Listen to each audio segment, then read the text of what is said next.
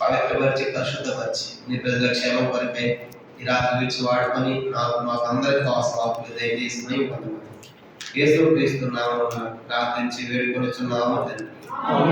ఆమేన్.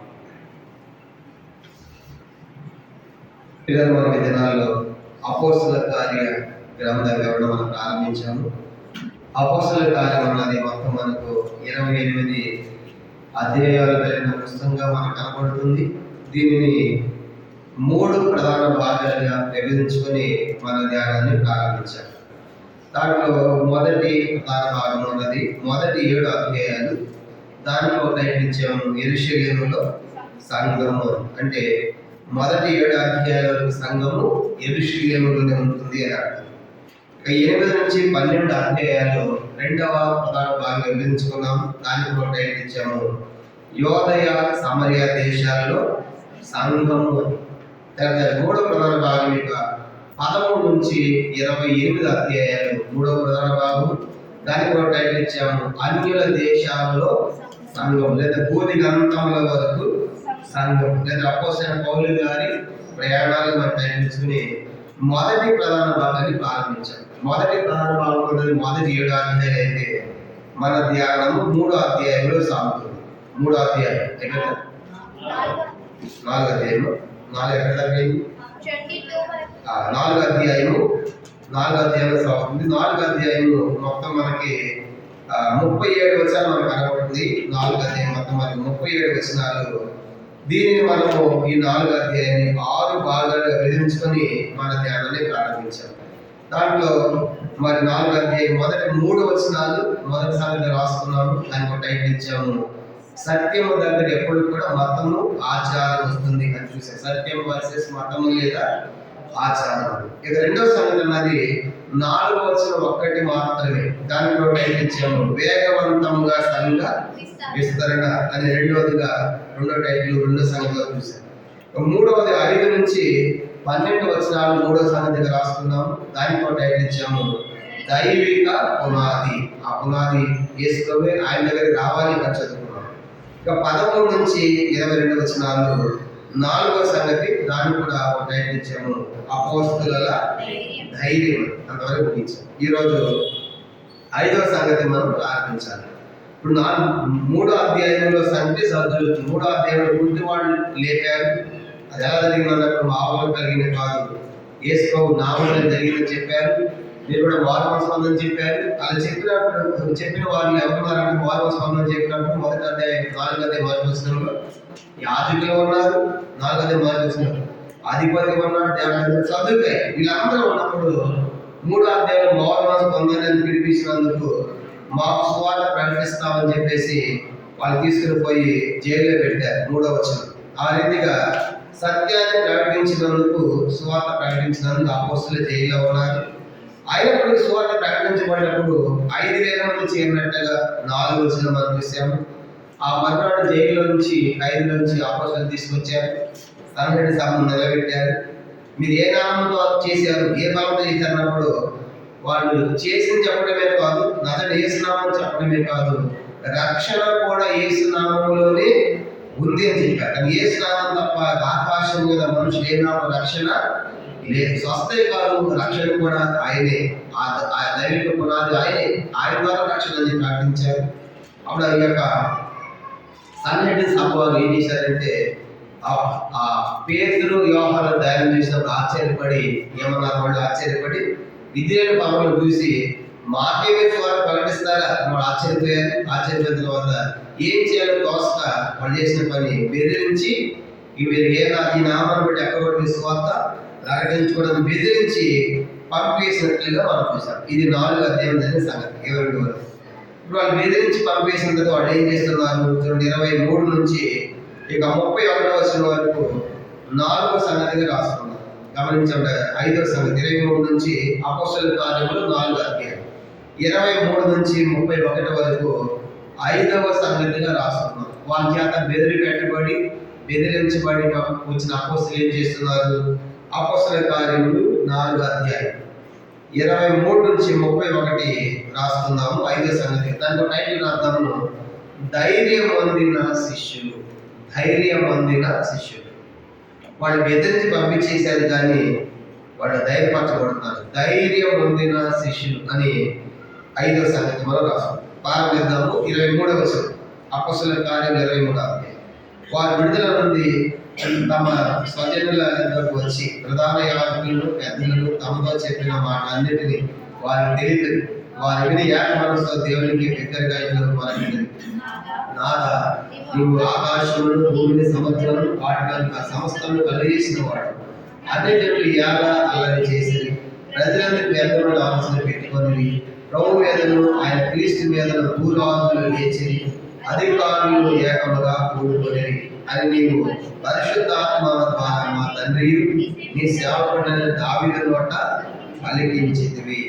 ఏవి జరగవల్ల నీ హస్తము నీ సంకల్పమును నువ్వు నిర్ణయించినో వాటన్నిటి చేయటై నీవు అభిషేకించిన నీ పరిశుద్ధ సేవకు యేసు విరోధముగా ఏ రోజును వంతు పిలాతును అన్యదేవులతోను ఇశ్రాయేలు ప్రజలతోను ఈ పట్టణము నిజముగా కూడుకునేది.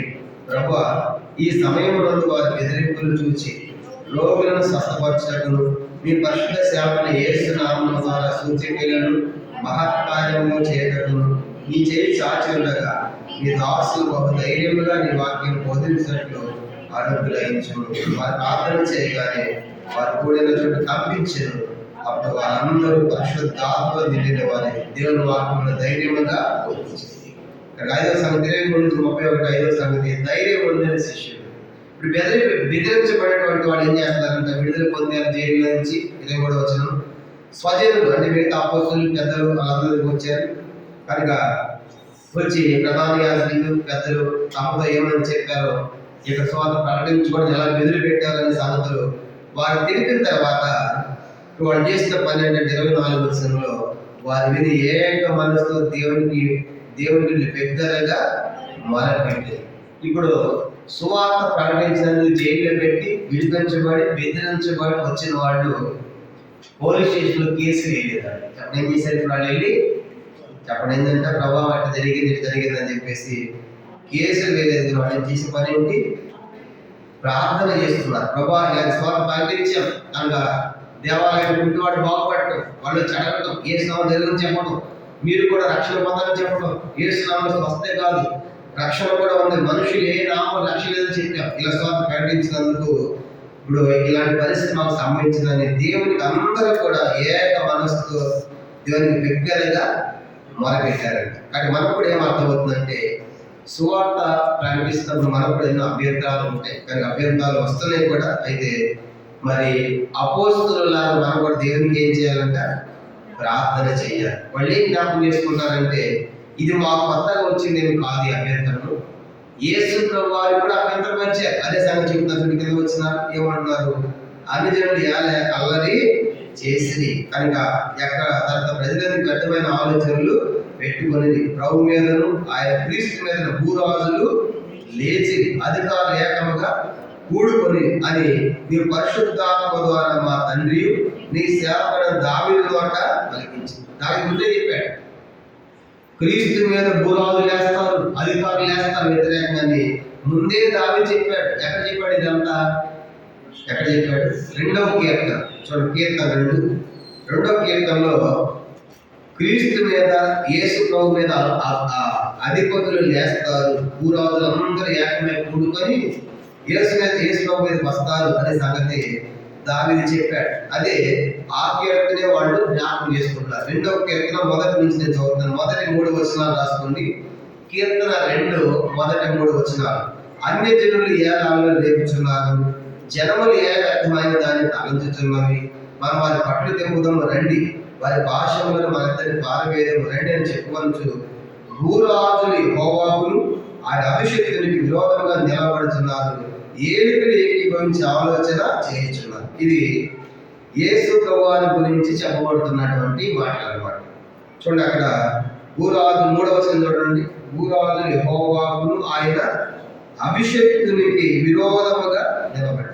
అభిషేక్తుడు అంటే అర్థం ఏంటి? అభిషేక్తుడు అంటే అర్థం అభిషేక్తుడు అంటే క్రీస్తు అంటే యేసు ప్రభువుకి విరోధంగా నిలబడతారు, లేస్తారు. భవిష్యత్తులో ముందే దావీదు ప్రవచించాడు. అందుకే యెహోవా విరోధముగా ఆయన అభిషేక్తు విరోధముగా అది అల్లరి చేస్తారు అని దావీదు చెప్పాడు కదా. అలాగే యేసు జరిగింది లేదు, మాకు కూడా జరిగింది అని. మరి యేసు కూడా జరిగింది కదా, పిలాతును నిలబెట్టారు కదా. అదే చూడండి అపోస్తలుల కార్యములు 4వ అధ్యాయం. దావీదు ముందే చెప్పాడు, క్రీస్తు మీద అభిషేకం మీద భూరాజులు అందరూ లేస్తారు, ఏకంగా కూడుకుంటారు. దావీదు చెప్పించావు కదా. అనగా అలాగా యేసు జరిగింది. 27వ వచనం, 27 ఏమి జరగవాలని నీ హస్తమును నీ సంకల్పమును ముందు నిర్ణయించిన వాటన్నిటినీ చేయుటకై నీవు అభిషేకించిన నీ పరిశుద్ధ సేవకుడైన యేసునకు విరోధముగా హేరోదు లేచాడు, పొంతి పిలాతు లేచాడు, అన్యజనులు లేచారు, ఇశ్రాయేలీయులు లేచారు, అందరూ కూడుకున్నారు ఏకంగా. ఎవరికి వ్యతిరేకంగా? యేసుకి వ్యతిరేకం. కాబట్టి యేసుకి వ్యతిరేకంగా దాన్ని కూడుకున్నారు కనుక హేరోదు, పొంతి పిలాతు, అన్యజనులు, ఇశ్రాయేలు ప్రజలు అందరూ కూడా. అంటే దావీదు చెప్పాడు, క్రీస్తుకు అభిషేకునికి విరోధంగా లేస్తారని చెప్పినట్టుగా జరిగింది కదా.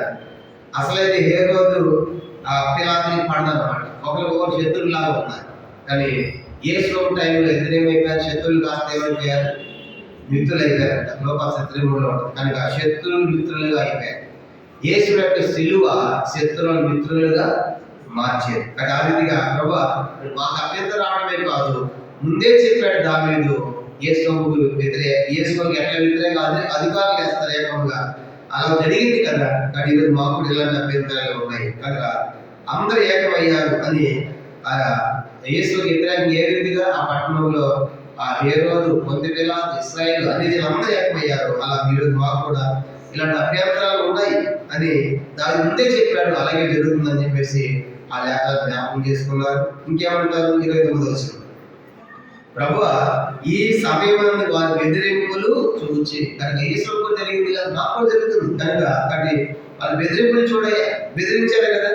ఎవరు బెదిరించారు? 17వ వచనం, 4వ అధ్యాయం 17. ఏమని బెదిరించారు? 4:17, ఆయన ప్రజలకి వ్యాపకుడుగా ఇక మీద ఈ నామమును బట్టి ఏ మనుషులతోనైనాను మాట్లాడకూడదని మనం వారిని బెదిరి పెట్టవాలని.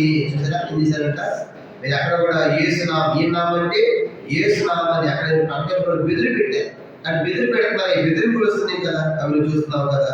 30వ వచనం, 4వ అధ్యాయం 30వ వచనం, రోగులను స్వస్థపరచుటకును నీ పరిశుద్ధ సేవకుడు యేసునామం ద్వారా సూచక్రియలను మహత్కార్యములను చేయుటకును నీ చేయి చాచుండగా నీ దాసులకు ఒక ధైర్యముగా నీ వాటిని బోధించినట్లు అనుగ్రహించు. కానీ అభ్యంతరాలు రావద్దని వాళ్ళు ప్రార్థన చేయట్లేదు. అభ్యంతరాలు రాకూడదని ప్రార్థన చేయట్లేదు. ఏమని ప్రార్థిస్తున్నారు? బెదిరింపులు వద్దని కాదు, బెదిరింపులు వస్తాయి.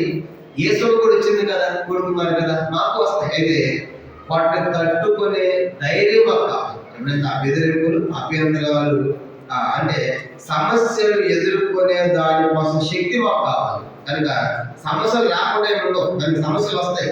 కానీ సమస్యలు రావద్దని ప్రార్థన చేయట్లేదు వాళ్ళు. ఏంటంటే ఆ సమస్యల్లో మేము తట్టుకునే ధైర్యముగా మేము బోధించాలి. కనుక వాక్యంలో ధైర్యంగా బోధించాలి. అంటే దేవుని యొక్క మరి సహాయాన్ని కోరుతున్నారు. కాబట్టి వాళ్ళ ఉద్దేశం ఏంటంటే సమస్య రావద్దు, కష్టమే రావద్దు అనేది వాళ్ళ ఉద్దేశం కాదు. మనమైతే ప్రభు స్వార్థ పెడుతున్నాం, మాకు ఎలాంటి అభ్యంతరాలు లేకుండా చేయకపోతాం.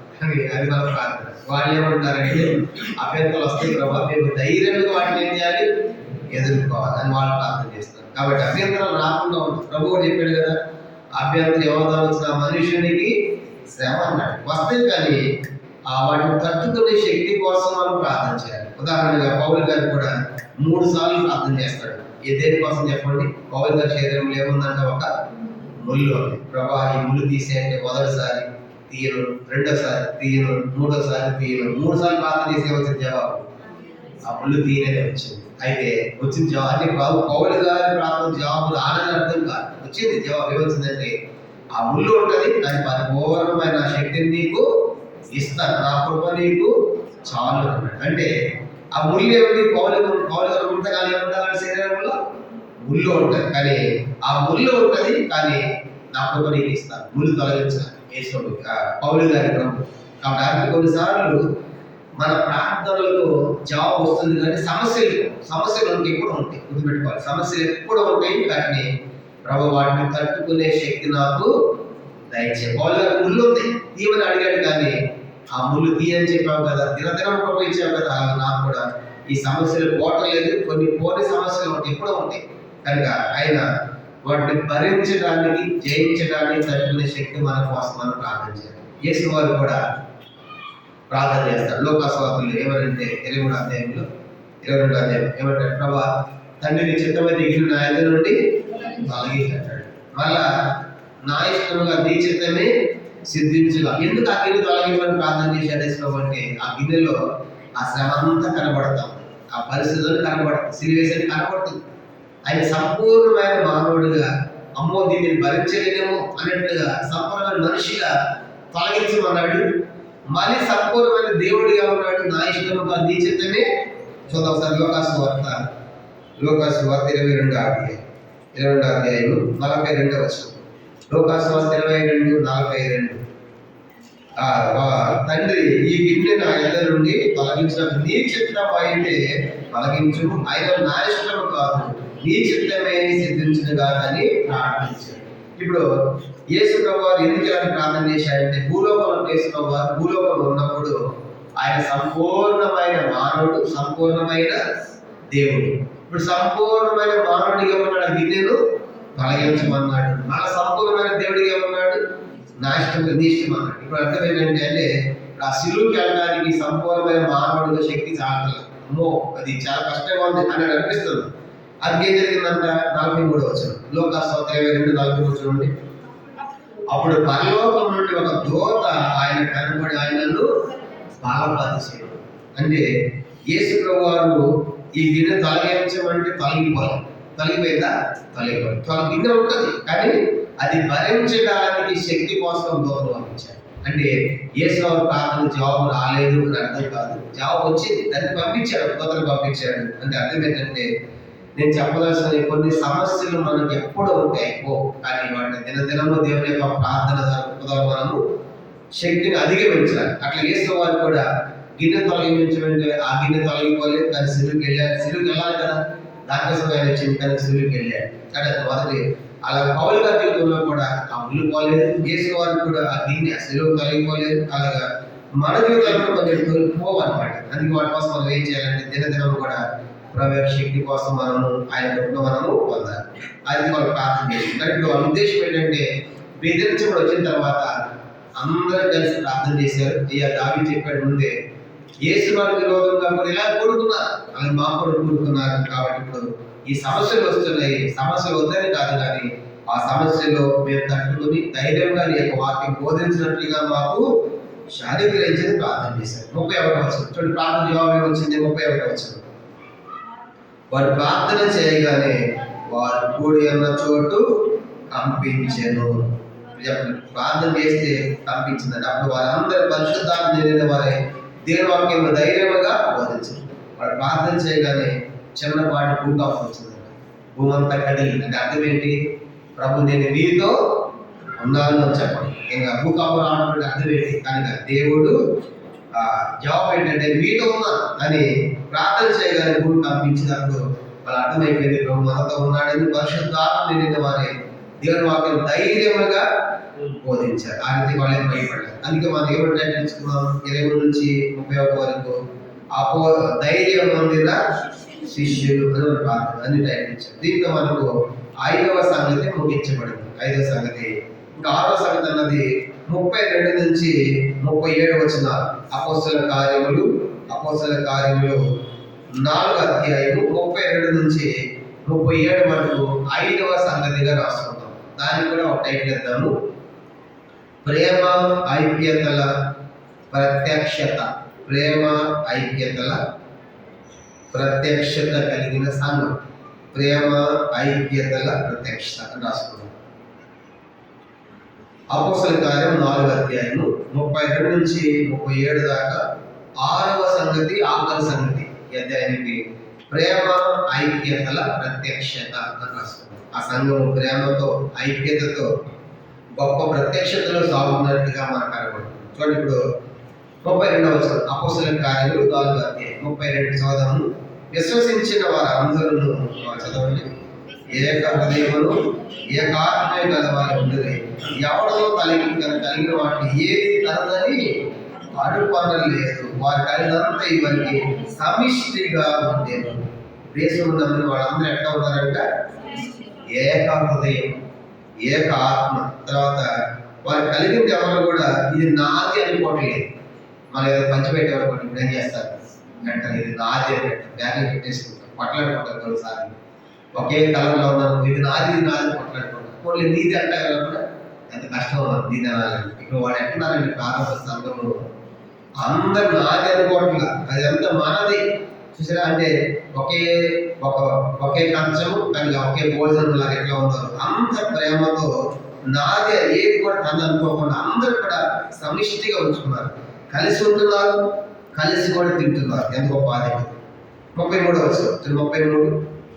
ఇది కాక అపోస్తలులు బహు బలముగా ప్రభు యేసు పునరుత్థానము సాక్ష్యం ఇచ్చి దైవ కృప అందరి అధికముగా ఉండేది. అది సంఘము ఏక హృదయము ఏకాత్మ కలిగి ఉన్నారు కనుక అంత ఉంటారు. అది వాళ్ళ పని. సంఘస్థులు సంఘంలో చేరిన వారు అందరితో ఏక మనసుతో ఉండాలి, ఏకాత్మతో ఉండాలి, ఏక ప్రేమతో ఉండాలని ఉన్నారు. అది సంఘం అయితే మరి అపోస్తలులు ఏం చేస్తున్నారు? అపోస్తలులు అంటే బహు బలముగా ప్రభు యేసు పునరుత్థానం గురించి ఏం చేస్తారంట? సాక్ష్యం ఇస్తున్నారు. అపోస్తలులు స్వార్థ ప్రకటిస్తున్నారు, దేవునికి సాక్ష్యం ఇస్తున్నారు. అప్పుడు అందరి దైవకృప అందరి యందు అధికముగా ఉండేది. ఏం జరిగింది చూడండి, 34వ వచనం 4:34. భూములైనను ఇండ్లైనను కలిగిన వారందరూ వాటిని అప్పిన వాటిని గల తెచ్చి అపోస్తలుల పాదం మీద పెట్టుచు సంఘంలో చేరిన వారు ఎట్లా ఉన్నారంటే, ఇప్పుడు సంఘంలో లోపల ఉన్నటువంటి వారు వారి భూములు అమ్మారంట, వారి ఇండ్లు అమ్ముకున్నారంట. అమ్మిన వాటి అంత వెల తెచ్చి అపోస్తలుల పాదముల మీద పెట్టారు. చూసారు కనుక అంటే ఎంత గొప్ప సమర్పణ అండి. ఎందుకు వాళ్ళు భూములు అమ్మాలి, ఎందుకు వాళ్ళు ఇండ్లు అమ్మాలంటే, ఇప్పుడు సంఘం ప్రారంభమైంది, 2 అధ్యాయాలు ప్రారంభమైంది కదా, ప్రారంభమైంది, ఎంతో ఖర్చు. మరి సంఘస్థులు అవ్వడానికి ఎవరు భోజనం పెట్టాలి, వాళ్ళ ఖర్చులు ఎవరు చూడాలి? తర్వాత సేవ జరగాలంటే ఏం కావాలి చెప్పండి? సేవ జరగాలంటే డబ్బు ఉండాలి. డబ్బు లేకుండా ఏ మీటింగ్ పెట్టలేదు. కనుక అందుకే ఇప్పుడు సువార్త ప్రకటించాలంటే అపోస్తలుల దగ్గర సమృద్ధి డబ్బు ఉండాలి. కనుక అది ఉండాలి. తర్వాత సంఘంలో ఉన్న వాళ్ళకి కూడా పంచిపెట్టాలి, వాళ్ళకి అవసరం తీర్చబడాలి. కాబట్టి ఇప్పుడు లోపల ఉన్నటువంటి విశ్వాసాలు వరించారు. ఎవరికైనా భూములు ఉన్న ఇంట్లో ఉన్నాయో దేవుని పని కంటే మా దేవుని మా ఇల్లు అవసరం అమ్మేసేస్తాం, మా పొలం వేస్తాం, అది అమ్మేసి తెచ్చి అపోస్తలుల పాదం లేదా పెట్టారు. అంటే అర్థం నిజంగా దేవుని ఎప్పుడైతే ప్రేమిస్తామో వాళ్ళు నిస్వార్థమైన ప్రేమ. అంటే ప్రేమ ఏం చేస్తుందంటే స్వార్థాన్ని చంపుతుంది. ప్రేమ ఏం చేస్తుంది చెప్పండి? ప్రేమ అనుకోండి మనం చంపుకుని ఇచ్చేస్తాం. మనం ఎందుకు అంటే మన స్వార్థపరం, ఇది నాకు, నా భార్యకు, నా పిల్లలకి, మా కుటుంబానికి. కానీ ప్రేమ ఏం చేస్తుందంటే నిస్వార్థమైన ప్రేమ ఇచ్చేస్తుంది. వాళ్ళు ఇప్పుడు సంఘస్థులు ఇప్పుడు ఏదో నోట మాట చెప్పడం కాదు, వాళ్ళు క్రియల్లో ఉన్నారు. ఎట్లా ఉంటే వాళ్ళ పనులు ఎట్లా ఉన్నాయి, దేవుడి పని వెళ్తా ఉందంటే ప్రార్థన చేస్తామన్నా ఇస్తాములని అంటాం. ఇస్తాం కాదు వాళ్ళు చేసిన పని. కనుక అమ్మి తెచ్చారు. ఇంకో ప్రశ్న ఏంటంటే, ఈ భూములు వీళ్ళు అమ్మని అపోస్తలులు ఏమైనా చెప్పారా? చెప్పారు? వాళ్ళు చెప్పాలి. వాళ్ళు ఏదో చెప్పకముందే సంఘస్థులే స్వచ్ఛందంగా బాధ్యత తీసుకుని మరి సంఘం ఎట్లా విస్తరించాలి, ఎట్లా పోవాలి, ఖర్చులు ఎట్లా వాళ్ళు ఆలోచించి సంఘస్థులే తమకు తామే స్వచ్ఛంద బాధ్యత తీసుకుని మరి వాళ్ళ యొక్క మాటలు, వాళ్ళ పనులు మాటల్లో క్రియలో చూపిస్తున్నారు. ఏంటో చూపిస్తున్నారు? క్రియలో చూపించడం అంటే నిజంగా అమ్మి తీసుకొస్తున్నారు. అంటే ఇతరులకు ఆలోచిస్తున్నారు. ఇంకో మాట చెప్పాలంటే ఇతరుల విషయంలో భారం ఉంది. వాళ్ళకి సువార్త వెళ్ళాలి కాబట్టి అపోస్తలులు బహుధైర్యంగా బలం ప్రకటిస్తున్నారు కదా. ఇలా అంతటి వెళ్ళాలంటే ఎంత ఖర్చులు కదా. కనుక అవన్నీ ఎలా జరగాలి? అపోస్తలులు ఎక్కడి నుంచి వస్తాయి? ఇప్పుడు అపోస్తలులకు ఎక్కడి నుంచి వస్తాయి డబ్బులన్నీ కూడా? ఎవరు ఇవ్వాలి? సంఘస్థులే ఇవ్వాలి. కనుక సేవ జరగాలని సంఘస్థులే సమర్పించుకోవాలి కదా. కానీ ఇప్పుడు అందుకే సంఘస్థులే వాళ్ళు చేస్తున్నారు. చూసే 33 అపోస్తలులు బహు బలముగా ఆయన కొంత సాక్ష్యం ఇస్తున్నారు. కనుక సేవ జరుగుతుంది. దైవం అందరి ఉంది. ఎవరికి లోటు లేకుండా ఖర్చు లేకుండా అంటే మనం అమ్మేస్తామని చెప్పేసి అవన్నీ అమ్మి తెచ్చి అపోస్తలుల పాదం మీద పెట్టారంటే ఈ సంఘస్థుల్లో ప్రేమ ఉంది, ఈ సంఘస్థుల్లో ఐక్యత ఉంది, ఈ సంఘస్థులు ఇతరుల గురించి ఆలోచించే భారాన్ని కలిగి ఉన్నారు. ఈ సంఘస్థులు ప్రేమ నిస్వార్థమైనది. తమ కొరకు ఉంచుకోకుండా అమ్మి తెస్తున్నారంటే ఇతరుల విషయం ఎంత బాధ కలిగి ఉండాలి ఈ సంఘం మనం ఆలోచించాలి. కానీ ప్రారంభ సంఘం ఆ రీతిగా వాళ్ళు అమ్మారు.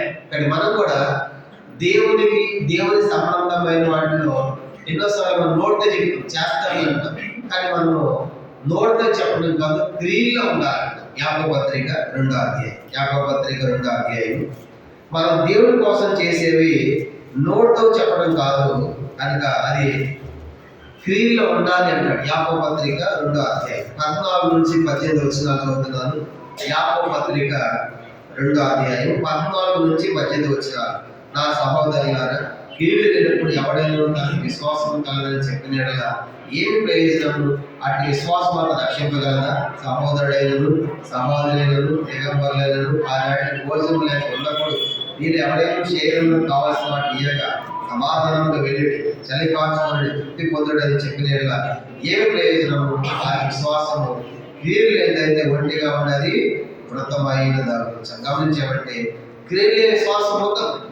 ఇప్పుడు ప్రారంభ సంఘంలో మనకి ఏం కనబడుతున్నాయి? క్రియలు కనబడుతుంది. ఏంటి క్రియలు? ఇల్లు అమ్మటం, భూములు అమ్మటం, దేవుడి పని కోసం కలిగిది. వాళ్ళ లోపల సమర్పణ తెలియజేస్తా ఉంది, వాళ్ళ లోపల భారం తెలియజేస్తాం, ఇతర విషయాలు అంతా భారంలో చూస్తాము. అందుకే మనం కూడా ఏం చేయాలంటే ఇతరుల గురించి కూడా ఆలోచించాలి. కనుక అపోస్తలులేమో పరిచర్య కొడతాను సాక్ష్యం ఇస్తామంటే సంఘస్థులేమో స్వచ్ఛంద బాధ్యత తీసుకుని కనుక ఉన్నారు. స్వచ్ఛంద బాధ్యత తీసుకుని సంఘస్థులు అపోస్తలులకు సహకరించే వారు ఉన్నారు. సంఘస్థులు సహకారం ఉన్నట్టుగా మనకు కనబడతాం. అందుకే పౌలు ఏమన్నా అసలు మనం కూడా ఇతర విషయం ఆలోచించాలంటే ఫిలిప్పీ పత్రిక 2 అధ్యాయం. ఫిలిప్పీలకు రాసిన పత్రిక 2 అధ్యాయం. ఫిలిప్పీ 2 అధ్యాయం 4-5 వచనాలు చూడండి. ఫిలిప్పీలకు రాసిన పత్రిక 2 అధ్యాయం. ఫిలిప్పీ 2 అధ్యాయం 4-5. మీలో ప్రతి వాడు తన సొంత కార్యాలు మాత్రమే కాక ఇతరుల కార్యములను కూడా చూడవలను. క్రీస్తు చేసిన కలిగి మనస్సు వీరును కలిగి ఉంటుంది. కాబట్టి ఇతరుల విషయమై ఆలోచించడం, ఇతరుల విషయం బాధ్యత కలిగి ఉంటుంది. కాబట్టి కొంతమంది ఉంటారు కానీ పిల్లికి భిక్ష పెట్టడం చాలా ఉంటుంది.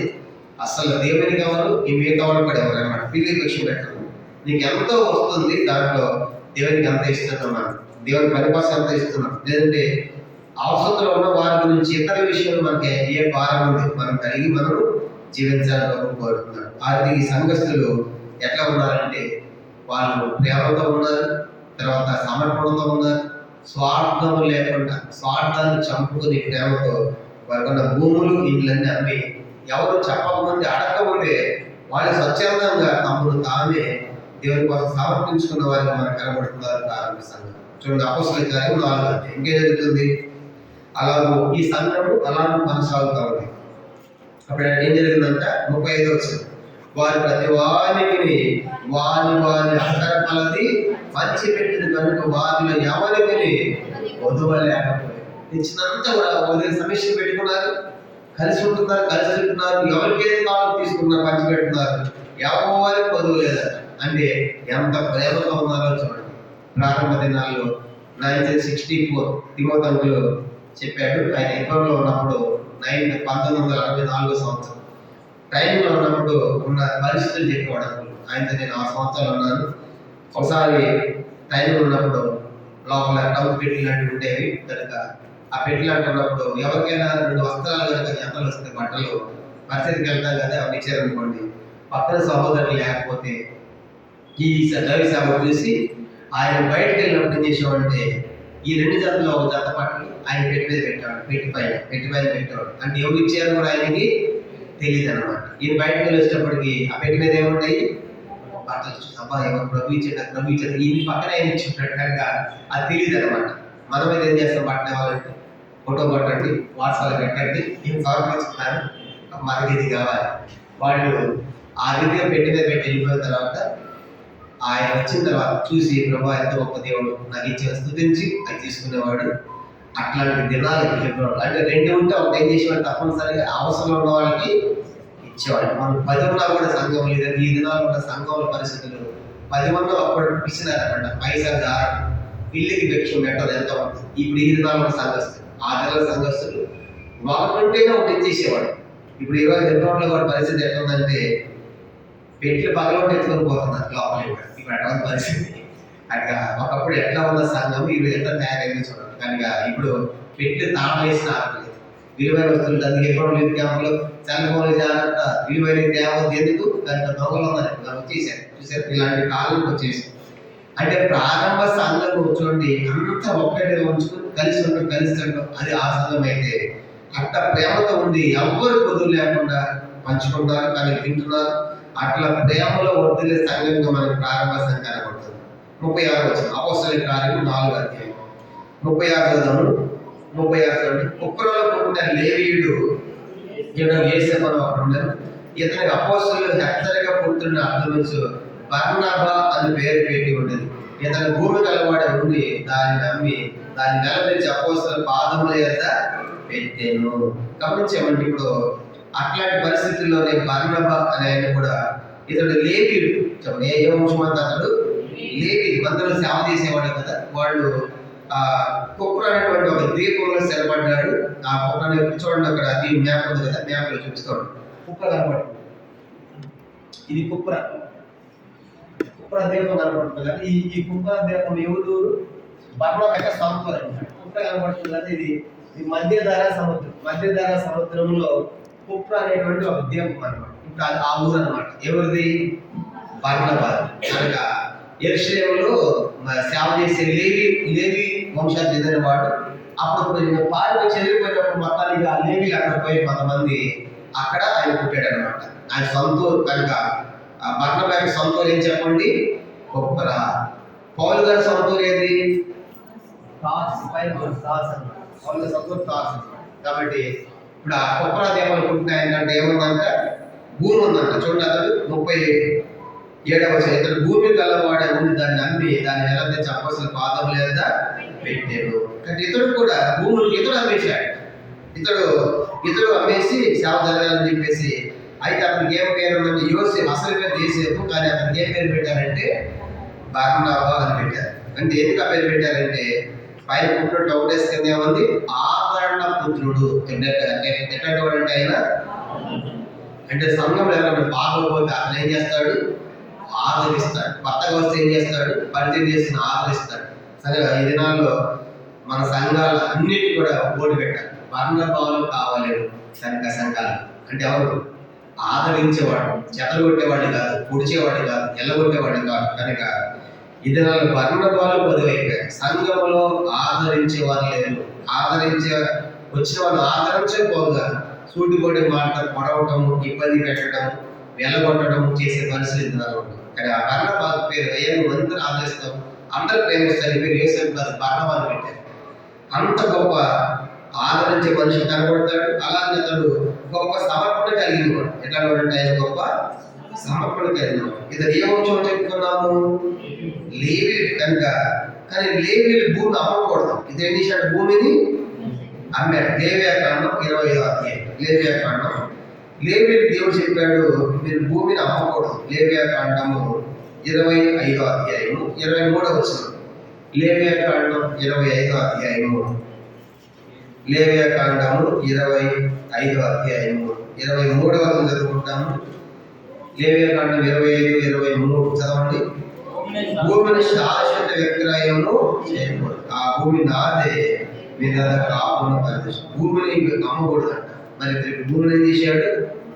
అమ్మాడు. అంటే ధర్మశాస్త్రం అతిక్రమిస్తున్నాడా? ఎందుకు మరి అట్లా అమ్మాడంటే కొత్త నిబంధనలో యేసు ప్రభువారి శిలువ దగ్గర ధర్మశాస్త్రం ఏమైపోయింది? కొట్టివేయబడి నెరవేర్చబడి కావచ్చు. కనుక యేసు శిలువ దాకా అది అమ్మకూడదు. కనుక శిలువ తర్వాత ధర్మశాస్త్రం కింద ఇప్పుడు మనం లేదు. దేని కింద ఉన్నాం? ప్రభు యొక్క శిరసత్వంలో ఉన్నాం, ఆదరణ ఉన్నాం. కనుక యేసు రాను ధర్మశాస్త్రం కింద ఉన్నవాడు భూమిని నమ్మకూడదు. ఇప్పుడు మనం ధర్మశాస్త్రం కింద లేవు కాబట్టి అతను భూమిని అమ్మాడు. అంటే కొత్త నిబంధనలో యేసు ధర్మశాస్త్రం ఏమైపోయింది? కొట్టివేయబడింది, నెరవేర్చబడింది కాబట్టి భూమిని అమ్మాడు. ఆ రీతిగా మరి సంఘర్షులైన వారు స్వచ్ఛంద బాధ్యతలతో, ప్రేమతో, ఐక్యతతో, ఇతర విషయాల భారంతో, సమర్పణతో స్వచ్ఛందంగా బాధ్యత తీసుకుని ఆ సంఘంలో కలిసి ఉంటున్నారు. ఇది ప్రారంభ సంఘం. దీంతో మనకి 4 అధ్యాయం ముగించబడింది. అపోస్తలుల కార్యములు 4 అధ్యాయం. మొత్తం మనకి 37 వచనాలు. దీన్ని 4 భాగాలుగా విభజించుకున్నాం. మొదటి 3 వచనాలు చెక్ చేసుకోండి. సత్యం వర్సెస్ ఆచారం లేదా మతం మొదటి సంగతి. 4వ వచనం ఒక్కటే మాత్రమే రెండవ సంగతి వేగవంతంగా సంఘ విస్తరణ. 3వది 5 నుంచి 12 వచనాలు మూడవ సంగతి దైవిక పునాది రాసుకున్నాం. 4వది 13 నుంచి 22 వచనాలు అపోస్తుల ధైర్యం అని చెప్పుకున్నాం. 5వది 20 నుంచి 31 ధైర్యం పొందిన శిష్యులు అని చెప్పుకున్నాం. ఇక 6వది 32 నుంచి 37 వచనాలు ప్రేమ ఐక్యతల ప్రత్యక్షత అని మనం చదువుకున్నాం. దీంతో మనకి 4వ అధ్యాయం ముగించుకోండి. 5వ అధ్యాయం ప్రారంభిద్దాము. అపోస్తలుల కార్యం 5వ అధ్యాయం. మొత్తం మనకి 42 వచనాలు ఉన్నాయి. దీనికి అపోస్తలుల కార్యములు 4వ అధ్యాయము, మొత్తం మనకి 5వ అధ్యాయము. అపోస్తలుల కార్యములు 5వ అధ్యాయం మొత్తం 42 వచనాలు కలిగిన అధ్యాయం ఇది. దీన్ని 6 భాగాలుగా మనము విభజిద్దాం. 6 సంగతులు, 6 భాగాలు. మొదటి 11 వచనాలు మొదటి సంగతిగా రాసుకున్నాం. మొదటి 11 వచనాలు మొదటి సంగతి.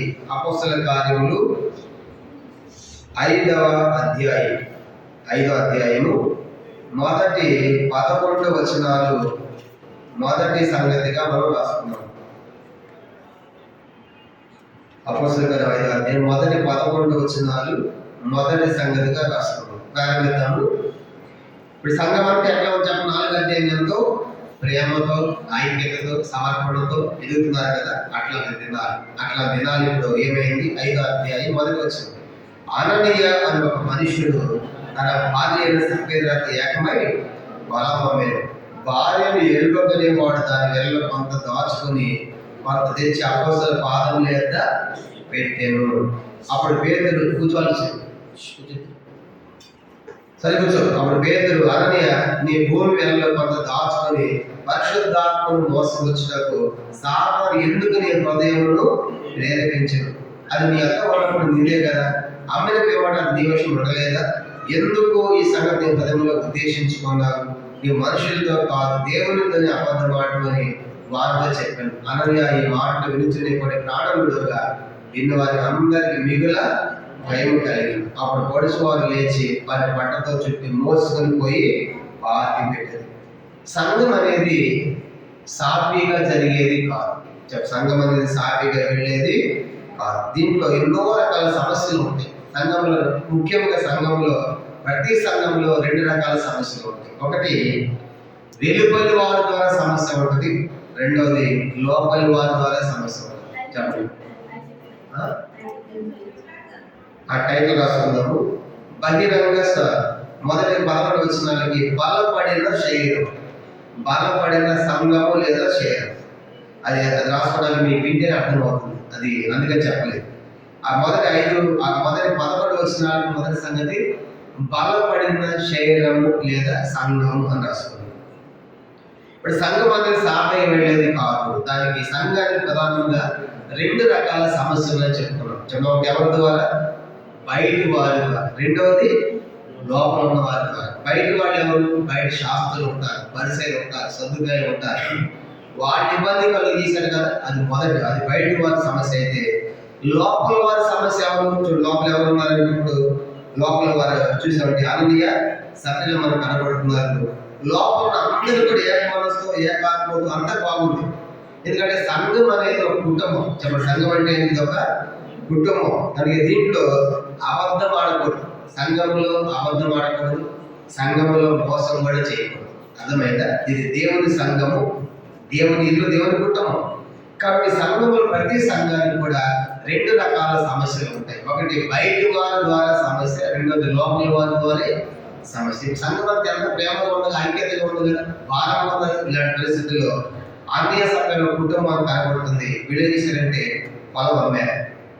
పొలం అమ్మి అందరూ కూడా తెచ్చినంతా ఇచ్చి అపోస్తలుల పాదాలు పెడుతుంటే వీళ్ళు ఏం చేశారంటే కొంత చూడండి, కొంత ఏం చేశారంట దాచుకున్నారు. కొంత దాచుకుని తెచ్చి అపోస్తలుల పాదాలు పెట్టారు. పేతురు అడుగుతున్నారు, ఎందుకు అమ్మారంటే అప్పుడు ఏం చెప్పాలి? లేదయ్యా కొంతమంది దాచుకున్నారు, నాకు కావాలనుకుంటే బాగుండేది అనుకున్నారు. ఎందుకే అమ్మాయన్నారు అంటే అది అబద్ధం. చదివిందంట అబద్ధం. కనుక ఈ సంఘం అనేది కుటుంబం కదా, కుటుంబంలో సంఘంలో అబద్ధం ఎందుకు? కనుక అబద్ధం ఆడకూడదు కదా, అబద్ధం ఆడాడు. కానీ భవిష్యత్తు అట్లా చేసి ఉండాలంటే నేను అనుకుంటాను, మొత్తం అయితే మన పేరు నాకు టైటిల్ వేస్తారు. ఇంత ఎందుకు ఇవ్వాలి? అమ్మారు అనుకోండి, ఒక 10 లక్షలు వచ్చాయి అనుకోండి, ఉదాహరణ 10 లక్షలే, 10 లక్షలు ఇస్తే మన పేరు ఎక్కడ టైటిల్ వేస్తారా? అవసరంలో కొంత ఇచ్చేద్దాం. చూసారా ఎంతమంది ఇస్తున్నారు కదా, మనం అంతా ఎందుకు ఇవ్వాలి అనుకున్నారు. కొన్నిసార్లు అట్లా ఎప్పుడు ఇస్తారంటే ప్రజల్లో వాళ్ళ పేరు కోసము, అధికారం కోసము, ఆ గుర్తింపు ఉన్న చోట అప్పుడు ఇస్తారు. అందుకే కొన్నిసార్లు వాళ్ళనైనా ఎంత ఇచ్చాడో చదువుతారు అనమాట. అట్లా సంతోషం కదా, అట్లా చదివిస్తారు. అక్కడ మనకు ఒకసారి ఇచ్చినప్పుడు అన్న నాకు ఏం రాలేదన్నాడు చదివితే మన చదువు కాదు చెప్తున్నా, మీకు అర్థం అవ్వాలి కాబట్టి. ఇప్పుడు వీళ్ళు ఎందుకు ఇవ్వలేదు మొత్తం అంటే, మొత్తం ఇస్తే మన పేరు మీద ఏం కదా, మొత్తం ఎందుకు ఇవ్వాలి మనకి అని వాళ్ళు చేసిన పని ఏంటంటే మొత్తం దాచుకున్నారు. దీనివల్ల మనకు ఏమర్థమవుతుందంటే, సంఘంలో మనం పేరు కోసము, ప్రత్యేకత కోసము, లేదా గొప్పవాడు కావాలని చెప్పేసి వాటి కోసం మనము ప్రయాసపడకూడదు. కనుక సంఘంలో నా పేరు పడాలి, లేకపోతే నేను పెద్దవాడు గొప్పవాడు ఉండాలి అనేది ఉండకూడదు. కొంతమంది అర్పణ తెస్తారు, కానీ తెచ్చినా కూడా వాళ్ళు తెచ్చే సరిగా ఉండవు. చెప్పండి, దేనికి ఇచ్చే కూడా ఎట్లా ఉండదు, దేవునికి ఇచ్చే ఆర్డర్లు కొన్నిసార్లు సరిగా ఉంటాయి. కొన్నిసార్లు ఎక్కడ పడ్డాలంటే చిరిగిపోయినట్టు, తర్వాత కొన్నిసార్లు నూనె పడ్డట్టు అయ్యేది వేయాలి. మీ దగ్గర ఉంచుకోండి. మనం తెచ్చినా కూడా సరిగా వేయాలన్నమాట. దానికి అడ్రస్ చూసినా సరే దేనికి ఇచ్చి ఎంత విలువైన ఇవ్వాలి, ఇచ్చేదే కొద్దిగా, దాంట్లో కూడా శ్రేష్టంగా ఉండాలి కదా. కాబట్టి అంటే సంఘంలో కొన్నిసార్లు తెచ్చే కూడా సరిగా ఉంటాం. కానీ కొంతమంది ఏమో ఇచ్చినట్టే ఉంటుంది, ఇవ్వరు. ఇప్పుడు అన్ని చేసిన పని అంత చేస్తుంటే మనం ఎందుకు కావాలనుకున్నారు, కొంత దాచుకుని పేరుతో తెలిసే చెప్పండి, అబద్ధం మాట. ఇప్పుడు సంఘంలోనికి సాతాను ప్రవేశిస్తుంది. ఎట్లా చెప్పండి? అబద్ధము ద్వారా. అబద్ధము ద్వారా సంఘంలోనికి సాతాను ప్రవేశం. చూడండి అన్నమాట. చూడండి 5వ అధ్యాయం, అపోస్తలుల కార్యం 5వ అధ్యాయం. అప్పుడు 3వ వచనం. అప్పుడు పేతురు, అననీయ, నీ భూమిలో కొంత దాచుకొని పరిశుద్ధాత్మను మోసపుచ్చుటకు సాతాను ఎందుకు నీ హృదయమును. ఇప్పుడు సాతాను వచ్చింది. ఎక్కడ వచ్చింది సాతాను? ఎక్కడ వచ్చింది? సంఘం లోపలికి వచ్చింది. ఎట్లా వచ్చింది? అబద్ధము ద్వారా వచ్చింది. ఇప్పుడు ఎట్లా వచ్చిందంట? ఏంటి వాళ్ళ వాటి అబద్ధం ఏంటి? దాచుకొని తెచ్చారు. ఎంతకి అమ్మారంటే వాళ్ళు ఏమన్నారు? ఎంతకి అమ్మామన్నారు. అదేంటి? అబద్ధం. ఇప్పుడు ఆ సాతాను అపవాది యోహాను సువార్త 8:44లో అబద్ధములకు జనపడేవాడు. చెప్పండి, వాడు అబద్ధములకు జనపడు. యోహాను సువార్త 8వ అధ్యాయం 44 వచనం. యోహాను సువార్త 8:44 చూడండి. మీరు తండ్రికి అపవాది సంబంధాలు మనం గమనించమంటే, మీ తండ్రి దురాశ నెరవేర్చుకునేవాడు, ఆదురుడి వాడు నరహంతుడై ఉండి సత్యమని తెలిసిన వాడు కాడు, వాడిని సత్యమే లేదు. అబద్ధం ఆడినప్పుడు తన స్వభావం అనుసరించే మాట్లాడు. అబద్ధేకుడును అబద్ధమునకు జనకుడునై ఉన్నాడు. కనుక అబద్ధానికి జనకుడు తండ్రి ఎవరు చెప్పండి? అపవాది సాతాను. ఇప్పుడు సంఘములోనికి సాతాను ఎట్లా చొరబడింది? అబద్ధము ద్వారా చొరబడింది. ఎవరి ద్వారా చొరబడింది? అన్య సభ్యుల ద్వారా చొరబడింది. కానీ ఇప్పుడు సంఘం ఎంతో ప్రేమగా సాగుతుంది. ఈ సంఘంలోకి వీళ్ళు అబద్ధం ఆడి అబద్ధం ద్వారా సాతాను తీసుకొచ్చారు. ఇప్పుడు అబద్ధాలు ఆడి ఏమవుతారంటే చివరికి అబద్ధం ఏమైపోయిందంటే అది మోసంగా మారిపోయింది. అంటే ఏమైందంటే అది చివరికి అబద్ధం కాస్త ముదిరితే ఏమైంది? మోసం. మనం కూడా కొన్నిసార్లు అబద్ధాలు ఆడతాం. అన్న బయలుదేరాలంటే ఇప్పుడే బయలుదేరంట, నేను ఇంట్లో ఉంటాను బయలుదేరట. ఎప్పుడంటే బండి మీద బయట కూడా దిగడం కొన్నిసార్లు అట్లా ఎక్కవు కదా. అట్లా ఎన్ని అబద్ధాలు అంటున్నారు ఎన్నోసార్లు. కొన్ని తెల్ల అబద్ధాలంట, కొన్ని నల్ల అబద్ధాలంట. తెల్ల అబద్ధాలు సాగుతుంది కదా. 100 అబద్ధాలనే నిజాలంట, పెళ్లి చేయాలంట లోకంలో సాగు. కానీ బైబిల్ చెప్తా ఉంది అబద్ధాలు ఏమొచ్చింది? సంఘం లోపలికి సాతాను వచ్చింది. కనుక సాతాను వచ్చి ఇప్పుడు అబద్ధం ఆడేడు ద్వారా సాతాను ప్రవేశించింది. ఇప్పుడు సంఘం సమస్య లోపల ద్వారా బయట వాళ్ళ ద్వారా. ఇప్పుడు లోపలి వాళ్ళ ద్వారా ఇదే డేంజర్. బయట వాళ్ళు అనుకోవడం చూసి వెళ్ళిపోతారు. వీళ్ళు ఎప్పుడు పిడిస్తూనే ఉంటారు. కనుక నెమ్మది లేకుండా చేస్తారు సంఘంలో. కానీ ఇప్పుడు సంఘం వీళ్ళతో ఇప్పుడు వీళ్ళు అబద్ధం ఆడడం ద్వారా సాతాను తీసుకొచ్చారు, సాతాను ప్రవేశించింది. అబద్ధం కాస్త వాడు అబద్ధాలు ఆడిచి దీన్ని మోసగాడు చేస్తారు. సంఘంలో ఏమైపోతుంది? అదే అక్కడ ఆయన చూడండి ఏమైపోయిందంటే 3వ వచనంలో కొంత 3వ వచనంలో అప్పుడు పేతురు, అననీయ, నీ భూమిలో కొంత దాచుకొని పరిశుద్ధాత్మను మోసపుచ్చుటకు సాతాను ఎందుకు నీ హృదయమును ఇప్పుడు అబద్ధం ఆడటమే కాదంట, నెక్స్ట్ ఏమొచ్చేసింది, మోసం కూడా. అంటే ఇప్పుడు అబద్ధం మొదటి ఏమైపోయింది, మోసం అన్నమాట. అబద్ధాలు ఆడి తెలుసుకొని ఏమన్నా మోసగాడు అంటాడు, అర్థమైపోయిందా? అంటే అబద్ధం లాస్ట్ నుంచి ఎక్కడ తీసుకెళ్తుందంట, మోసాన్ని తీసుకెళ్ళి మోసగాడు అయిపోతుంది. ఇప్పుడు అర్థమైంది అన్నాడు, అబద్ధం ఆడి మీరు ఎందుకు సాతాను మీ హృదయాన్ని ప్రేరేపించింది, మోసపోవడానికి ఎందుకు హృదయాన్ని ప్రేరేపింది అంటున్నాడు. దీన్ని బట్టి మనకి ఏమర్థమవుతుందంటే సంఘంలో మనం అబద్ధము ఆడకూడదు. ఇప్పుడు దేవునితోనే సంఘముతో అబద్ధం ఆడటం అంటే చెప్పండి, సంఘముతో అబద్ధం ఆడుతున్నారంటే ఎవరితో అబద్ధం ఆడుతున్నట్లు, దేవునితో అబద్ధం ఆడుతున్నారు. అర్థమైందా? ఎందుకంటే సంఘం ఆయన శరీరం, ఎఫెసీయుల 1:3లో ఆ సంఘం ఆయన శరీరం. కానీ ఇప్పుడు సంఘముతో అబద్ధం ఆడితే దేవునితో అబద్ధం ఆడండి. అందుకే పౌలు గారు కూడా ప్రభా నువ్వు ఎవడో అంటాడు, 9వ అపోస్తలుల కార్యాలు. ప్రభు ఏమంటాడు, నీ హింసించుచున్న యేసు. ఎప్పుడు అనమాట ప్రభా, ఎప్పుడు హింసించాను అంటాడు. అదిగో నా ప్రజలు హింసిస్తున్నావు కదా సంఘాన్ని, నా ప్రజలు హింసిస్తే నన్ను హింసించినట్లే మిమ్మల్ని ముట్టిన వాడు నాకు అనుకొట్టు ముట్టినట్లు. అంటే దీని అర్థం ఏంటి, సంఘములో సంఘానికి అబద్ధం చెబితే ఎవరికి అబద్ధం చెప్పినట్లు, దేవునికి అబద్ధం. సంఘాన్ని మోసం చేస్తే దేవుని మోసం చేసినట్టు. అర్థమైందా? అందుకే మనము సంఘాన్ని మోసం చేయకూడదు, సంఘంలో అబద్ధం ఉండకూడదు. సంఘంలో అబద్ధం ఉందంటే అబద్ధికుడు అబద్ధానికి జరపడే సాతాను నీలో ప్రవేశిస్తాడు. కనుక నీకు కలవడం సంఘానికి కావాలి, నీకు నష్టం అవుతుంది. నష్టమైంది ఏమైంది అట్లా అబద్ధం ఆడడానికి ఏమైంది, 4వ వచనం, అది నీ ఎంత ఉన్నప్పుడు నీదే కదా, అమ్మిన పేపర్ నీ వశం ఉండలేదా, ఎందుకు ఈ సంగతి హృదయంలో ఉద్దేశించుకున్నావు, నువ్వు మనుషులతో కాదు దేవునితోనే అబద్ధం ఆడుతున్న వారితో చెప్పాడు. అని ఇప్పుడు పేతురు ఉన్నాడు, పేతురు అక్కడ ఉన్నాడు, సంఘం ఉంది. అంటే సంఘముతో అబద్ధం చెప్పినందుకు ఎవరు చెప్పాడు అంటాడు, దేవునితో అబద్ధం చెబుతున్నావు. నువ్వు మాతో చెప్పింది ఇప్పుడు దేవునికి, సంఘం అంటే దేవుని కదా, కనుక దేవుని సంఘముతో అంటే దేవునితో అబద్ధం ఆడు అని చెప్పాడు. వెంటనే 5వ వచనం చూడండి, వెంటనే అననీయ ఈ మాటలు వినుచునే పడి ప్రాణం విడుగా వెళ్ళి వారికి అందరికి మిగుల భయము కలిగేను. అప్పుడు పడుచు వారు లేచి వారిని పట్టుతో చుట్టి మోసుకొని పోయి పాతి పెట్టి. ఎప్పుడైతే జరిగిందో, ఎప్పుడైతే ఈ మాట దేవుడు అబద్ధం ఆడాలి వెంటనే అన్నీ అంట ఈ మాటలు వింటుంటే పడిపోయాడంట, చనిపోయాడండి. అన్య చనిపోయాడు. అన్య చనిపోవడానికి చేసిన తప్పేంటి చెప్పండి, అన్య చనిపోవడానికి అన్య చేసిన తప్పేంటి? అబద్ధాన్ని చంపేస్తారా? దేవుడు చంపేశాడు. ఎందుకంటే అంటే అబద్ధం అంతా నేర్చురా.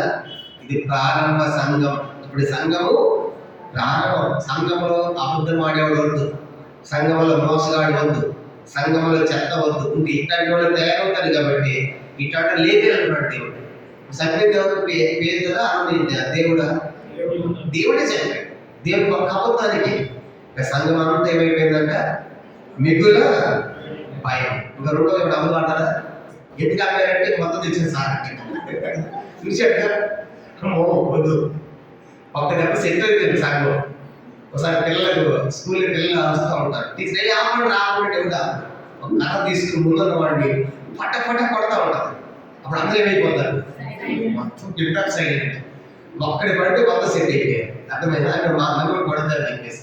ఇప్పుడు సంఘంలో ఒక్కడే తీసాడు దేవుడు. అమ్మ ఇప్పుడు ఏం చేయకూడదు, అబద్ధం ఆడకూడదు, మోసము సంఘం అంతా ఇప్పుడు ఎట్లా ఉంటుంది.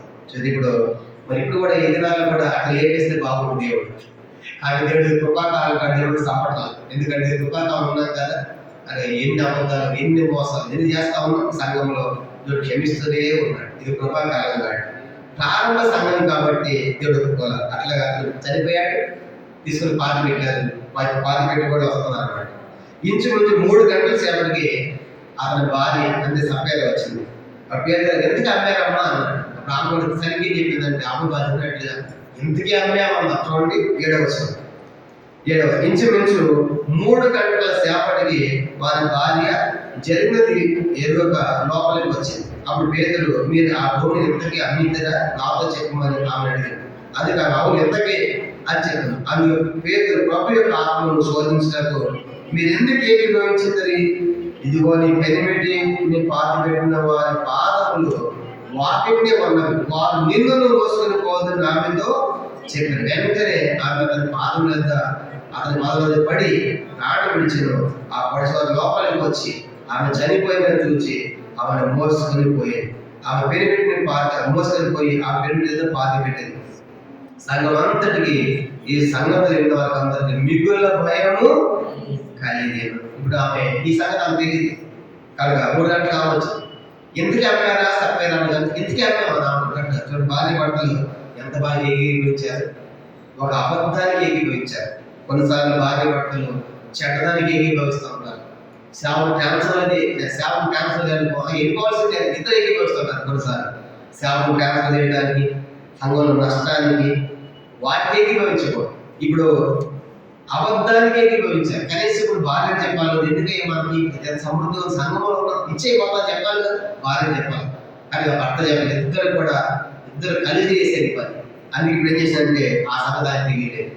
కానీ కొన్నిసార్లు భార్య తప్పు చేస్తే భర్త చెప్పాలి, భర్త చేస్తే భార్య చెప్పాలి. బైబిల్లో ఆహాబ్ అనే వ్యక్తి ఉంటాడు. ఇశ్రాయేలు రాజుల్లో యాహాబు అప్పుడు 3 పడుకుంటాడు. భార్య వచ్చి దేని సార్ నల్లగా ఉన్నావంటే ఏమి లేదు చెప్పరాదని నేను చూసుకుంటా కదా అని పనులు ఉంది కదా. మన పక్కనే పాట పక్కనే నాగోదు ద్రాక్ష తోట ఉంది. వాడు అమ్మంటే వాడు ఆ పిత్రాగీత నేను ఈయనంటున్నాడు. అందుకే అల్లి కూర్చున్నాడు.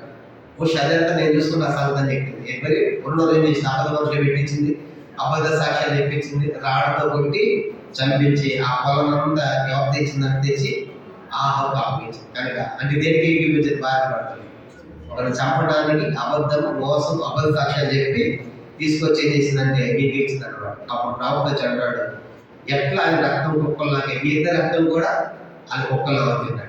ఇప్పుడు అట్లా అన్నప్పుడు ఏం చెప్పాలి, భార్య వద్దులే పితాల్సి ఉంటాడు కదా వద్దని చెప్పాలి కదా అని భార్య చెప్పాలి. ఇద్దరు కలిసారు. అందుకే ఇద్దరు దుర్మార్గమైనటువంటి ఆ రాజు వంశీకులుగా ఆహాబు యెజెబెలు ఇద్దరు మనకు కనబడతారు. కానీ ఇద్దరు కూడా ఇద్దరు రక్తం కుక్కల్లో అవుతే ఇద్దరాలు చనిపోతారు ఎంత ఘోరం.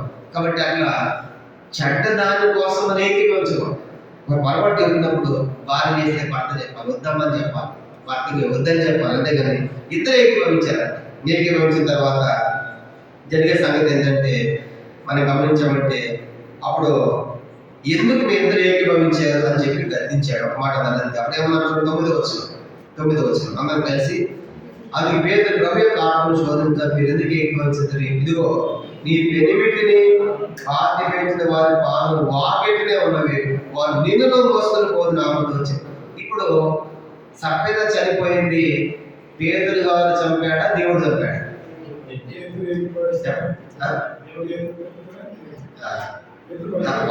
మొదట అన్నీ చెప్పినప్పుడేమో పేదలు మాట్లాడడంలో చచ్చిపోయాడు. ఇప్పుడు ఈమెతో అన్నమాట నిన్ను కూడా మోసుకొని పోతారన్నాడు. ఎవరు అని చంపింది? ఎవరు? పేదలు. అమ్మ పేదలు గారి మాటలు అంత పవర్ ఉందా? అంత పవర్ ఉంది. ఇప్పుడు పేదలు చంపకపోయినా దేవుడు చంపుతాడు. అబద్ధం ఆడాలి. అది ఇప్పుడు పేదలు అన్న మాట ఎందుకు దేవుడు అంత విలువించాడంటే అపోస్తలు కదా. కాబట్టి నిన్ను కూడా మోసుకొని పోతారు అనే మాట ఏంటంటే పేదలు మొదటిసారి అధికారం ఉన్నా కూడా పేదలు సావమన్నారు. అన్నయ్య సావమన్నాడా? చూడు పై 4వ ఏమన్నాడు, 5వ వచనం. అన్నయ్య ఈ మాట వినుచునే ప్రాణం విడిచింది. చెబుతూ ఉండగా సరే పెద్దలు నేను మోసుకొని పోతానని చెప్పాలి పేదలు గారు. అంటే పేదలకు అర్థమైపోయింది అబద్ధం ఆడినందుకే అన్యాన్ని చంపేసినప్పుడు నేను కూడా అబద్ధం ఆడిన దేవుడు కూడా ఏం చేయాలి? నేను తప్పకపోయిన దేవుడు ఏం చేస్తాడు? అది నేను కూడా మోసుకొని పోతాను. అర్థమైందా? కాబట్టి మొదటిసారి అధికారం కూడా సామాన్ ఉంటాయి పేదలుగా. నిన్ను మోసుకొని పోతాను, నువ్వు చావాలని అనలేదు. అనకుండా దేవుడు చంపాడు మొదటిసారి. రెండోసారి పేదలు చంపకపోయినా సరే మొదలు చంపాడుగా, పేదలకు అర్థమైపోయింది ఇద్దరు సేమ్ ఒకటే కదా, ఇద్దరు అర్థం కాబట్టి నిన్ను కూడా మోసుకొని పోతాను. కానీ ఈమెను కూడా తీసుకొని పోయారు. అప్పుడు ఎట్లుందంటే అందరూ ఎట్లా చెప్పండి, ఒకే రోజు ఒకే సంఘం 2 శవాలు చేసింది.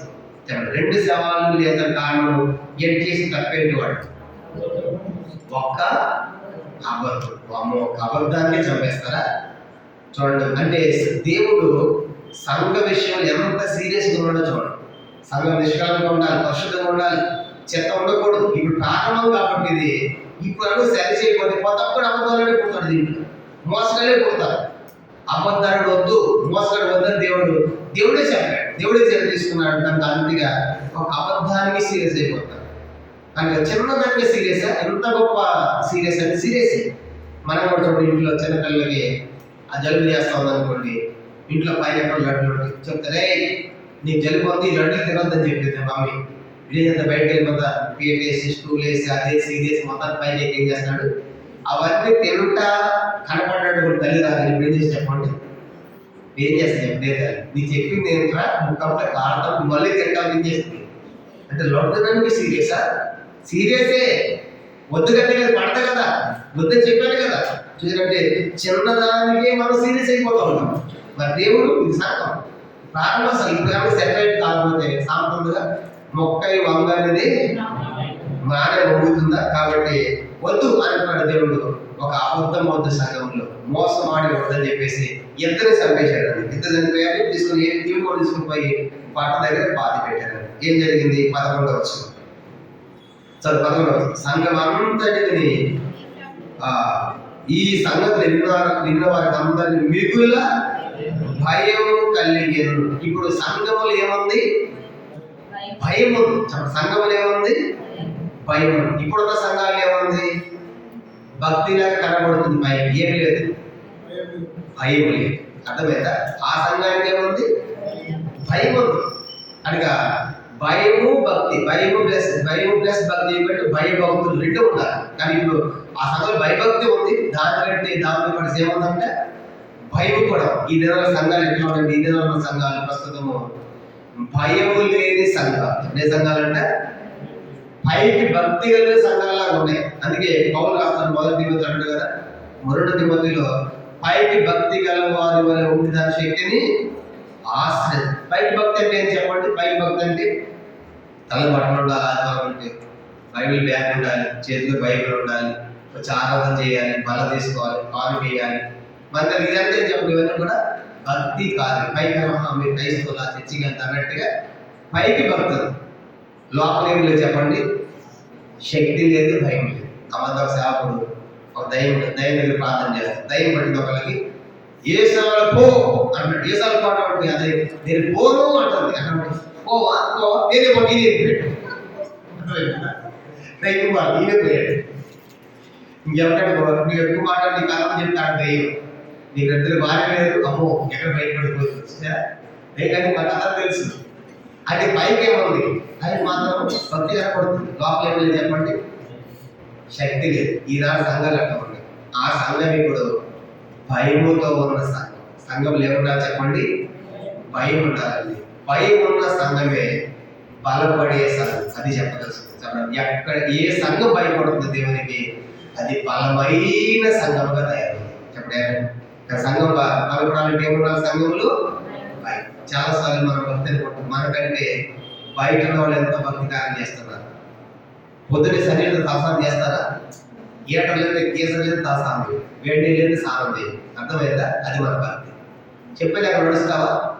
నడవ, వాళ్ళు నడుస్తారు. అర్థమైందా? అది వాళ్ళ భక్తి. మెట్లు ఎక్కుతారు, పంటలు ఎక్కుతారు, నీకు సువార్త మోకాళ్ళు ఇవ్వాలంట. ఎన్ని మెట్లు ఎక్కుతారు అంటే నేను చెప్పాల్సింటే భక్తి మనకంటే బయట వాళ్ళు చాలా మంది చేస్తున్నారు. నిజమైన దేవుడు వాళ్ళకి తెలియదు, కానీ కనుక భక్తి గొప్పది. వాళ్ళ భక్తి గొప్పది, మెచ్చుకోవచ్చు వాళ్ళ భక్తి. కానీ మన నిజమైన దేవుడిని అడిగాం, కానీ మనలో ఏం లేదు, భయం లేదు, భక్తి లేదు, భయం లేదు. అర్థమైనా? రెండు. కనుక ఈ దినాలు ఎందుకు సంఘాలు విచ్ఛిన్నమైపోతాయి? ఒకటి భయం లేదు, ముఖ్యంగా భక్తి లేదు, భయం లేదు. మనం చేసే భక్తి కూడా ఇది ఆరాపాల భక్తి అనమాట. మన భక్తి అంటే ఇప్పుడు ఎట్టయిపోయిందంటే ఆదివారం భక్తి అయిపోయింది కదా. ఆదివారం వస్తే వల్ల ఆదివారం మధ్యలో ఏ సంబంధాలు ఉంటాయి. ఇది మన భక్తి. ప్రారంభ సంఘం ప్రతి దినము దేవాలయంలో వాళ్ళు తప్పగా కూడుకున్నారు. అర్థమైందా? కానీ ఇప్పుడు మనం చేసే భక్తి కూడా పెద్దగా ఏమీ లేదు, అది ఆరాపాల భక్తి. ఒక మాట చెప్పాలంటే ఆదివారం క్రైస్తవులు అంతే. ఆదివారం క్రైస్తవాలు తయారయ్యాయి అంతే. మళ్ళా సండే బ్రదర్ అంటే మండే అతను ఎవరు తెలియదు. సండే మన బ్రదర్ ప్రైజ్లో అంటే ప్రైజ్, మండే అతను ఎవరు తెలియదు. ఇది మన భక్తి. మన ఆయన ఫోన్ చేసినట్ట ప్రతి సంఘానికి ఆయన పరిచయం చేశాడు. ఫిబ్రవరి నుంచి పరిచయం చేస్తే ఆ సంఘానికి 150 మంది వస్తారు ప్రతి ఆదివారం. ఫోన్ చేసి ఇప్పుడు ఉన్న స్నేహితులకు కూడా మనుషులు ఎక్కువ ఉండాలి కదా. ఆయన చేసినట్టు ఎంతమంది వస్తారు బ్రదర్ అంటే మా దగ్గర 4 మంది వస్తారు అన్నట్టు. అనగా అంటే 40 మంది చిన్న సంఘానికి ఏం పోతాం అనుకుని మొత్తం ఎక్కడ లేక ఆ సంఘానికి వెళ్ళాల్సి వచ్చింది. వెళ్ళాడు. వెళ్ళిన 150 మంది వచ్చారంట. ఏం బ్రదర్ నాకు సంఘం ఎంతమంది 150 ఉన్నారంటే సంఘానికి వచ్చేవాడు వాళ్ళే ప్రార్థనకి, వాళ్ళే మా సంఘం. మరి మిగతా వాళ్ళు మాకు లెక్కలేదు. ఇది అది వస్తారు పోతారు అంతే. అర్థమైందా? నేను చెప్పాల్సిందంటే ఎక్కడ భయం ఉంటుందో ఆ సంఘం బలమైన సంఘం. ప్రారంభ సంఘము భయపడిన సంఘం. దేవుడి భయం ఉంటుంది. దేవుడి భయం ఈ దినాల్లో దైవ భయం లేని కాలం. తర్వాత రెండవది దేవుని చేసే భక్తి కూడా సరిగా లేదు. మన భక్తి ఏంటి? వాళ్ళ భక్తి ఏంటి? ఇల్లు అమ్మారు, భూముల మరదాల భక్తి. మన భక్తి మందిరికి వస్తే ఏదైనా ఇవ్వాలి.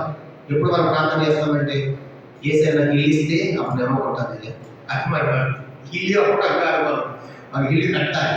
ఏసై ఒక కాలు ఇస్తే అప్పుడు దిగుతాం. నేను మతం దిగేది కాదు. అర్థమైందా? ఇదని ఏమైపోయిందంటే అసలు ఆ సంఘానికి సంఘం పోలించేవాళ్ళు ఆ సంఘం అన్ని ఇచ్చిన సంఘం, అమ్ముకున్న సంఘం దేవుడి కోసం. ఈరోజు మనం దేవుడి దగ్గరకు వస్తే బేరపడతాం.